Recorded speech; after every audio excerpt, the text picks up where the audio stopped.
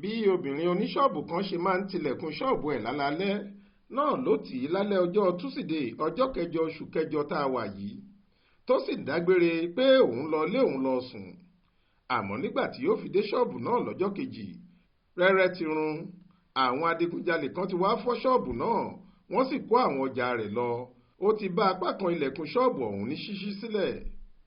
Tani wàá jẹ́ dán irú èyí wò lágbègbè Ìlógbò Ọ̀tà nítòsí Ṣàngó nípìnlẹ̀ Ògùn, níbi táwọn èèyàn ti ń parojọ tí àwọn aládùúgbò sì ń fọwọ́ luwọ́ tí wọ́n ń ké sí ara wọn láti wá wo nǹkan tó ṣẹlẹ̀, ni wọ́n ti ṣàkíyèsí nǹkan àjèjì kan nílẹ̀ẹ́lẹ̀ ṣọ́ọ̀bù náà.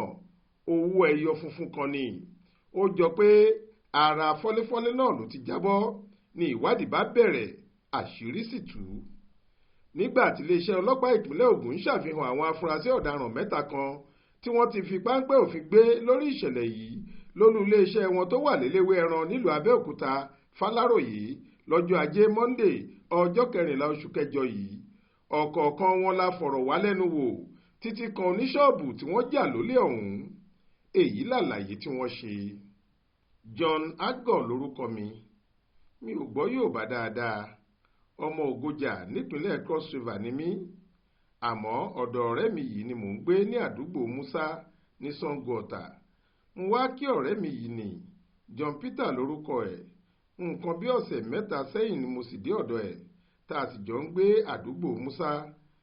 Agbègbè Àjà nílùú Èkó lèmi ti ń bá wọn ṣiṣẹ́ nílé ìgbafẹ́ kan táwọn èèyàn ti ń wá mu ọtí. Ṣùgbọ́n nǹkan kan ṣẹlẹ̀ tẹ́mi fi kúrò níbẹ̀. Ohun tó ṣẹlẹ̀ ni pé owó sọnù. 15,000 náírà 15,000 naira ni wọ́n bá dá àwa kan dúró. Ìgbà tí mi ò ríbi lọ ni mo fi wá sọ́dọ̀ ọ̀rẹ́ mi yìí. Èyí ẹ̀kẹta wa yìí ń gbé Ìjẹrin. Àwọn méjèèjì jọ máa ń lọ sóko iṣẹ́ láràárọ̀ ni mo sì máa ń tẹ̀lé wọn lọ nígbà míì. Ṣọ́ọ̀bù tí wọ́n ti ń tajà kan wà lójú náà tá a máa ń gbà lọ. Mo ti ń fojú ṣọ́ ṣọ́ọ̀bù yìí tipẹ́. Lọ́jọ́ kan, lọ́jọ́ Wẹ́sídẹ̀ẹ́ tó kọjá, ní nǹkan bíi aago 3:30 òru, mo lọ fọ́ ṣọ́ọ̀bù yẹn. Kò sí ẹnìkankan tó rí mi.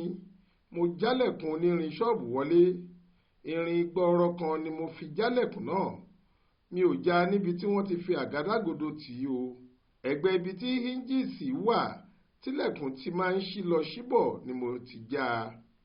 Gbàrà tí mo ríbi wọnú ṣọ́ọ̀bù náà ni mo ti kó àwọn ọjà bíi iná sólà, mẹ́mórí káàdì fóònù, ṣájà fóònù, bàtà, ọṣẹ, ìpara, síngílẹ́ẹ̀tì tuntun, mo sì tún mú wáìnì kan àtàwọn nǹkan míì.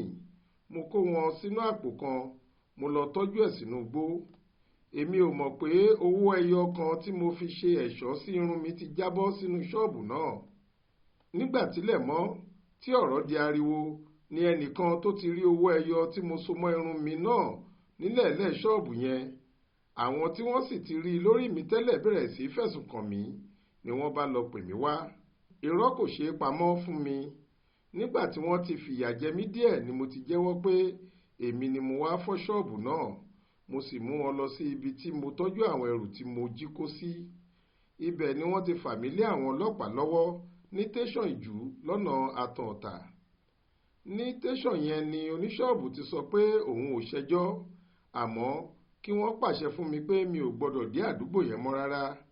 Ni wọ́n bá béèrè pé ta ló máa gba béèlì mi. Mo dárúkọ ọ̀rẹ́ mi tí mò ń gbé lọ́dọ̀ ẹ̀. Mo ní kí wọ́n pe ẹ̀gbọ́n mi kan lórí aago láti sọ ọ̀ràn tí mo dá fún un. Nírọ̀lẹ́ ni wọ́n tún pè mí jáde láti àhámọ́ ọlọ́pàá. Nígbà tí mo sì máa rí ẹnì kẹta wa yìí ni mo rí pẹ̀lú àwọn ọlọ́pàá. Wọ́n ní òun ni mo rán níṣẹ́ pé kó lọ mú nǹkan kan wá fún mi. Wọ́n ní wọ́n bá ìbọn ìléwọ́ kan nílé ẹ̀. Mo ní mi ò mọ nǹkan kan nípa ìbọn yẹn o, èmi kọ́ ni mo ní. Ẹ̀ẹ̀mẹ́ta péré ni mo ti jalè nígbà tí mo dé Èkó. Ọ̀kan ni ti owó tó sọnù nílé ọtí tí wọ́n fi dá mi dúró yẹn. Kí n sòótọ́, èmi ni mo jí owó náà. Ìgbà kan wà tí mo jí tẹlifíṣàn ọ̀rẹ́ mi kan tí mò ń gbé lọ́dọ̀ ẹ̀ ní Mòwe. Mo tà á, mo sì fi owó ẹ̀ jẹun. Ọ̀kan tún ni èyí tó ṣẹlẹ̀ yìí.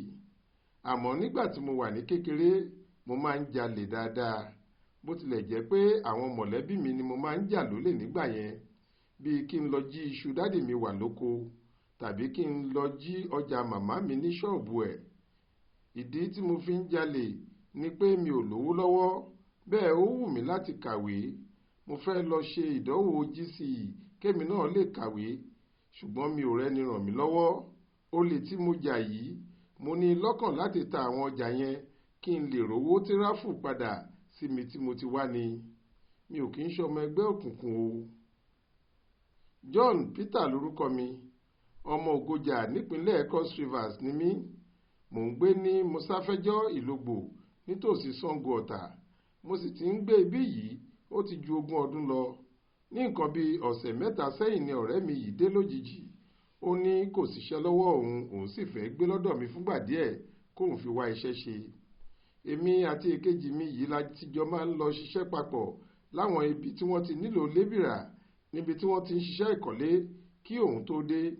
Nígbà tó sì dé, ó lè jẹ́ èmi àti ẹnìkejì mi yìí lájọ máa lọ ibi iṣẹ́.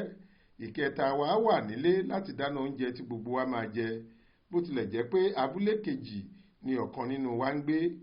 Kò sọ ohun tó gbé òun kúrò níbi tó ti ń ṣiṣẹ́ lÉkòó fún mi. Èmi ò sì mọ̀ nípa àwọn ìṣẹ̀lẹ̀ olè jíjà tó ṣe wọ̀nyẹn. Lọ́jọ́ tó ṣe èyí tí wọ́n fi torí ẹ̀ mú wa yìí, níṣe ló dágbére fún mi láti àárọ̀ pé òun lọ sí abúlé kejì o. Ó lóun fẹ́ ra àwọn nǹkan èlò kan fún ara òun. Èmi ti rò pé ṣọ́ọ̀bù kan tó wà níwájú ilé wa ló fẹ́ lọ ra àwọn nǹkan náà ni. Bó ṣe di pé mi ò rí títí tílẹ̀ fi ṣú nìyẹn. Ó máa tó dé ni mo rò títí tóorun fi gbé mi lọ lálẹ́ pátápátá, kò sì dé. Nígbà tó di ìdájí ọjọ́ kejì ni mo rí i. Nífẹ̀ẹ́ rẹ̀ ló dé. Mo ní ibo ló ti ń bọ̀. Ó ní ọ̀dọ̀ ẹnìkejì mi lábúlé kejì ni òun sùn mọ́jú. Ọjọ́ yẹn jẹ́ àárọ̀ ọjọ́ Wẹ́sídẹ̀ẹ́. Mo ní kò burú o, lèmi fi jáde lọ ibi iṣẹ́ ní tèmi. Nígbà tí ẹnìkejì náà sì dé bá mi lọ́hùn-ún, mo béèrè lọ́wọ́ ẹ̀ pé ṣé lóòótọ́ ni lágbájá yìí sùn sọ́dọ̀ ẹ̀ mọ́jú, ìyẹn ní ọ̀dọ̀ òun báwo. Òun ò tiẹ̀ rí ẹni tó ń jẹ́ bẹ́ẹ̀ lánàá rárá. Mo rọra gbé ọ̀rọ̀ yẹn tì sẹ́gbẹ̀ẹ́ kan pé nígbà tí mo bá délé, mo fẹ́ mọ ẹni tó ń purọ́ láàrin àwọn méjèèjì. Ẹnu iṣẹ́ la wà tá a fi gbúrò pé wọ́n ní àwọn adigunjalè kan lọ fọ́ ṣọ́ọ̀bù ládùúgbò kan níbẹ̀. Àdúgbò ọ̀hún kò sì jìnnà síbi tá a ti ń ṣiṣẹ́. Èèyàn kò sì lè gbọ́ irú nǹkan bẹ́ẹ̀ yẹn ládùúgbò kéèyàn má yọjú. Mo sá yọjú síbẹ̀. Nínú awuyewuye yẹn ni ẹnìkan ti rí owó ẹyọ funfun nílẹ̀ ṣọ́ọ̀bù. Lọmọ bá sọ pé òun rí owó ẹyọ yìí lórí ọ̀rẹ́ mi tá a jọ ń gbélé. Ìgbà yẹn ni wọ́n wá pè mí pé kí n wá. Mo sì lọ sílé mi láti lọ wọ́ ọ jáde. Ó yà mí lẹ́nu nígbà tó jẹ́wọ́ pé òun lòun ní owó ẹyọ náà àti pé òun lòun fọ́ ṣọ́ọ̀bù. Níṣe ni mo lanu sílẹ̀. Torí èmi tí mo ti ń gbé fún ọ̀pọ̀ ọdún níbí yìí, mo ní irú ìwà ìranù wo rèé. Bẹ́ẹ̀ ni wọ́n ti fà wá lọ sí tọlọ́pàá. Wọ́n ní ọ̀dọ̀ mi ló ń gbé. Bẹ́ẹ̀ níṣe lèmi ṣàánú ẹ̀ nígbà tó dé o. Ìgbà tó tún yá ni wọ́n ní ẹnì kẹta yìí, wọ́n rí ìbọn nínú ẹrù kan ní yàrá ẹ̀ ni wọ́n fi mú àwa mẹ́tẹ̀ẹ̀ta sátìmọ́lé. Mo sì bi léèrè pé níbo lòun ti rí ìbọn. Ó ní ọ̀rẹ́ òun kan ló ní tó tọ́jú ẹ̀ sọ́dọ̀ òun. Nígbà tí mo mọ ọkùnrin yìí nílùú wa lọ́hùn-ún, èmi ò mọ̀ pé ó ń jalè o. Monday Edom lórúkọ mi, ọmọ Ògojà ní Cross Rivers ni mí. Mo jẹ́ ẹni ọdún 39. Ìjẹrin alámọ̀ ní Ìlógbò Ọ̀tà ni mò ń gbé.